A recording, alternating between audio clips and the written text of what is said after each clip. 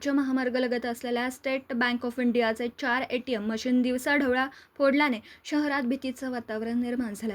ही घटना 30 एप्रिल रोजी सकाळच्या वेळी घडली. राहुरी शहरातील नगर मनोहर राज्य महामार्गालगत स्टेट बँक ऑफ इंडियाचे 4 ATM मशीन आहेत. 30 एप्रिल रोजी सकाळी 10 वाजेच्या सुमारास एका इसमाने सदर 4ही ATM मशीन दगडाच्या साहाय्याने फोडून मोठं नुकसान केलं. यावेळी बँक कर्मचाऱ्यांची मोठी धावपळ उडाली होती. घटनेची माहिती मिळताच पोलीस निरीक्षक संजय ठेंगे यांच्या मार्गदर्शनाखाली सहाय्यक फौजदार तुळशीदास गीते, पोलीस नाईक योगेश आव्हाड, जयदीप बडे, नदीम शेख आदी पोलीस पथकाने तात्काळ घटनास्थळी धाव घेऊन संबंधित इसमास ताब्यात घेतला.